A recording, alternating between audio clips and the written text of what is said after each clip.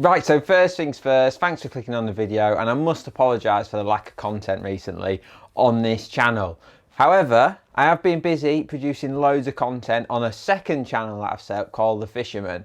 Now, as you know, anyone who's followed my channel, anyone who's followed me for the last few years, when it comes to the winter time, I love to do loads of chub fishing, perch fishing, stuff outside of the match fishing arena, and I've set up a channel, it's up here, or in the description below, a link to it, called The Fisherman, and that documents all of that style of fishing that I do. A lot of short sessions, a lot of lure fishing, a lot of chub fishing, that kind of stuff. So if you're interested in any of that, you might not be, but you might be, give that a subscribe, give that a like, a little watch. Loads of stuff on there that I've been working on recently.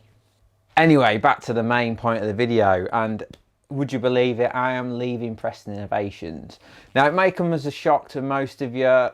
I am, and I have been, incredibly happy at Preston Innovations. I absolutely love the tackle, and even though I'm leaving, I'll continue to use most of their stuff. I absolutely love it. I love the brand, I love the people, I love the people that I work with, I love the bait company, I love the tackle. I can't say a bad word about it. That being said, I got an opportunity to have a little bit of a change that I just really fancied a change, to be honest. I'll do a separate video about where I'm going and what I'm going to be up to next week. However, for this one, I just wanted to talk a little bit about my time at Preston Innovations, because it's been a really fun little nearly 4 years that I've been there. I've really enjoyed it, and I just wanted to pick out some of the highlights from my time there. It's been an eventful time with COVID and whatnot, and I just wanted to sort of look back at it fondly at my time there, and then I'll probably explain a little bit why I'm leaving. So my time at Preston Innovations has been absolutely brilliant. I think it's been a success for both parties. I think it's been good for me. I think I've been good for them. Produced a lot of good content. And judging by the amount of comments and people I see on the bank who come up to me and like say how much they enjoy everything, I think it's been really good. It's been really effective. It's certainly not an easy decision to make to leave Preston Innovations. Obviously, it's the #1 match brand. So it's wherever I go, it's going to be a funny step, isn't it? So it's been a really good time. It's really been a really good time. And this obviously explains why I've been so quiet recently, because I've had all this going on behind the scenes. I must say, I am not leaving on bad terms whatsoever. It's quite the opposite, in fact. It's been really nice. I thank everyone at Preston Innovations who's taken the time to get in touch with me, chat to me. At the end of the day, what you've got to remember is it is a job at the end of the day, and people move jobs, don't they? So although fishing, you know, it becomes more than a job, doesn't it? Because you're sort of in it. But at the end of the day, it is a job, and we're here to pay the bills at the end of the day. However, like I say, I wanted to pick out, there's 4 key things that big highlights for me from my time at Preston Innovations for different reasons. You know, sometimes it's about the fishing, sometimes it's about the people, sometimes it's about a particular project, a product that you're sort of launching, and how it's gone to market and how well it's done. So the 4 different highlights are representative of the fact that there's different elements to my job. So the first highlight that I've got to say is, as you know, 2020 was a crap year, wasn't it? Pretty shit, to be fair. Now, Preston took the decision not to furlough myself and the other media members, to try and come up with ways. We had lots of stuff to work on, edit and stuff, but took the decision to keep us going, and if we could, do some media along the way. Now, Zoom was very much in its heyday then, wasn't it? Zoom was everything. Everyone was Zooming. And I just remember we were having a meeting. We were having daily meetings, just almost like a bit of a social, really. I remember me, Robbie, Adam Rumble, Jake, we'd get together on Zoom, have a cup of tea and have a little chat for a couple of hours. And it was, at the time, if you remember, we weren't going out. We weren't allowed to go out and leave the house. We weren't allowed to meet up for work. Couldn't even go to the shop. So it was one of those times where we were so unsure, and obviously I'm trying to create content with nothing. So I suggested, why don't we do like a Zoom Q&A with Des? It might not get much traction, but it might just give us something to work out. So that's what we went with, and I started doing the Des Ship Q&A, and I've got to say, hats off to Des. He was an absolute soldier with this. He comes from a working class background. He's not a tech guy at all, but he's willing to have a go at anything. And to his credit, Des chucked himself in at the deep end with Zoom, borrowed his lad's iPad and stuff, and we started doing the Q&As. And I was expecting it to be a bit boring. We were answering questions for sort of 2.5 hours, but to be honest, it was nice because it was a chat, getting away from the kids and the missus and stuff. And it sounds terrible, but just going chatting to someone, because at the end of the day, at that time, we were all in a bit of a state, weren't we? And getting the chance to spend a couple of hours with Des chatting fishing was such a relief for me. And judging by the response that we got on the videos, and the number of people who've come up to me afterwards, after that's all gone now, and said that Des Ship Q&A helped a lot of people through that time. And it sounds a bit soppy now, but it really did. And I think it was a nice release for people. And I think at the time it was absolutely unbelievable content. And the fact that we managed to do something like that was so popular, just on me sat here and Des in his garage, I just think that is it's just awesome in it. And I thank Des for that. And I thank obviously Preston Innovations for keeping me on at work, because it kept me busy right up until we were back allowed out again. So the Des Ship Q&A was a massive highlight for me. Even though it was a simple job, it was a simple edit, it was just a massive highlight. And I must say, of all the things that I've done in my career, that's been one of the best received. Like I say, to this day, I still get comments and people asking where the Des Ship Q&A is. Number 2 is probably my trip to Poland with Lee. Now, I've got to say, because of COVID and a few other things, obviously I've got a young family and stuff, we didn't actually get a chance to do many abroad trips, and Poland was the first opportunity I had to actually do an abroad filming trip. Lee is very good friends with Adam Niemiec, who is an international angler in Poland, and he's got a beautiful family who we went and stayed with. The fishing was unbelievable. Obviously Lee, he was the best man at my wedding, so me and him are best mates, we have been for years, and just getting the chance to go over there, fish, as mates, doing the job, it was just fantastic. We caught some amazing fish, 30 odd pound carp on method feeder tackle, just unbelievable fishing when you think about it. Stunning locations. Poland was a beautiful country, absolutely loved it. I'd love to go back and do some more fishing there. And it was just one of those trips that, memories for a lifetime, I think, is where it is. And obviously I met some great people. Adam, Michal, who is now the Preston Innovations Poland media guy, he's a Polish me. He's like literally me in Poland. So he was a great guy to meet, and yeah, just a brilliant trip, and one that, yeah, definitely fond memories. Now, number 3 is a totally different sort of way about going about it. This is more on a professional level, and it's how we launched the Superior poles. As you know, Superior poles are the range of poles that Preston currently have. And we had response poles before that, which were brilliant, but we just felt like we needed to refresh it all, design some new mandrels, come up with some new ideas, maybe rethink the price points, rethink the packages, rethink all that. And launching poles isn't easy because it's a lot of money to shell out for people. And obviously, you can have the best poles in the world, but if people don't know about them, you're never going to sell them, especially when you're competing with, the big hitters in the pole market.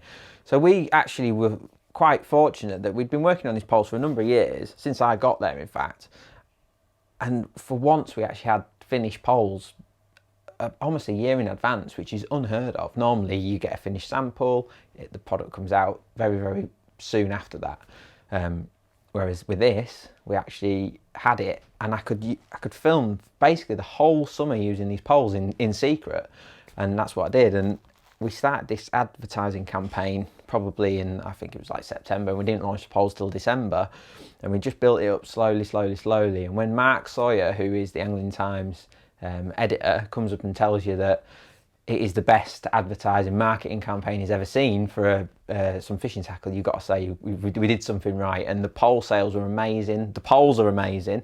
And even though they would have sold like hotcakes anyway, the fact that we did such an effective campaign meant that they went absolutely mental, and to this day are still one of the best selling poles around. So that was on a professional level, obviously that was a really nice project to do, and I think we sold a lot of poles because of that marketing campaign. And it wasn't just me, it was a collective effort with Rumble and the other guys, but it was sort of a really, really nice sort of part of my job at Preston, and seeing them poles do well was just it was just the icing on the cake, really. And like I say, even though I'm leaving, I will continue to use a Supera X70 because I love that pole so much.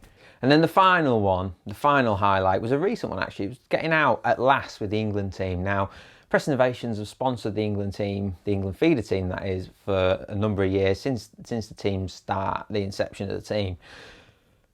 But this is actually the first time I've had a chance to go out with the guys and follow them through a World Champs week. We had the first year was in South Africa the week after I joined, so we didn't actually have time to get me over there. Then COVID happened. Then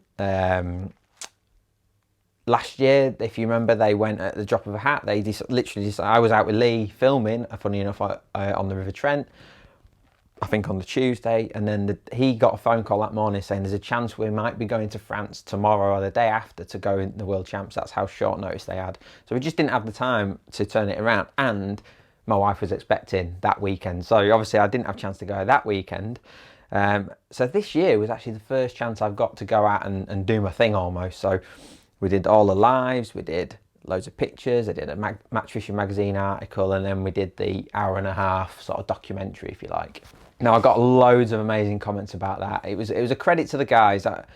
It must not be easy when you've got someone pointing a camera at you, and I try to be really respectful, but when someone's pointing a camera at you all the time and trying to get snippets and little interviews and stuff, and the lads, to a man, were an absolute credit to the sponsors and to themselves, really. They were amazing.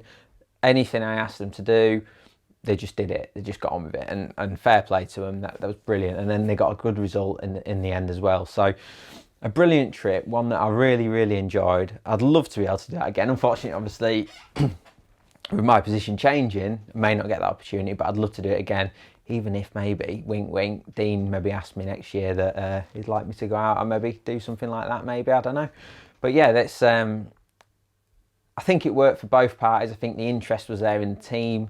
It was good for me because it was a nice project to get involved with, and it was just nice that the punters and you guys got to see what actually happens, because let's be honest, international fishing doesn't get as much publicity as it probably deserves, and having someone like me go over there and actually that's my job for the week to do that, I think is a powerful tool. And hopefully sown a few seeds. Maybe I know Guru do a great job, but so hopefully they'll continue to do it. Obviously I don't know what's happening with the England feeder team, but the float team, you know, if you've got someone like me who can go and do that and still have and be comfortable around the anglers, etc., I think is a really powerful tool. And I think the fact that the England team got so much out of that, I think was a really, really nice. At the time I didn't know I was leaving, but in my head I had stuff going on, and I kind of felt like it might be my last big project. So it was one of those that I really, you know, tried hard with that one. So I can hear you all asking, why are you leaving? Well, I just fancied a different challenge. Now, it sounds stupid when you're at the top of the mountain as far as fishing companies are concerned. There's not many better than Preston Innovations, let's be honest. Across the board, the stuff's amazing. But it's almost like I needed something else. I needed something to get stuck into that maybe wasn't such a tap in, because let's be honest, Preston Innovations launched something, we market it right, it flies. And I just wanted to try something and see if I could affect or positively affect a different brand that maybe isn't such a tap in, that maybe does need a bit more work, that maybe is going to take a bit of growing. And I just, on a personal level, I'm 35 now, I just wanted to try that. I wanted to try something different, and it might be, who knows what, it'll be a good decision, I know it will, because I know where I'm going is going to be unbelievable. But I could just stay at Preston Innovations forever, I know I could, and just keep doing my thing, just keep, I'm on the, like, it's almost like you're a hamster on a wheel at Preston Innovations. There's a very set formula to how they launch products. We get the sample, you film the sample, you start the marketing, you start the ball rolling, and then boom, you hit it with a product video or a fishing video. And then because they're launching so much stuff, obviously there's me and Zolt there, it's like that, it never stops. And at times that was quite, I don't know what the right word is, but it gets a bit much sometimes when you're just constantly on this thing, going around, filming. And I don't know, it was getting to me a little bit that I wanted a little bit more time perhaps to maybe do some nicer projects, some making fishing a bit more pretty rather than just the commercial fishery sort of thing. So I just wanted a different challenge. That was a massive part of it.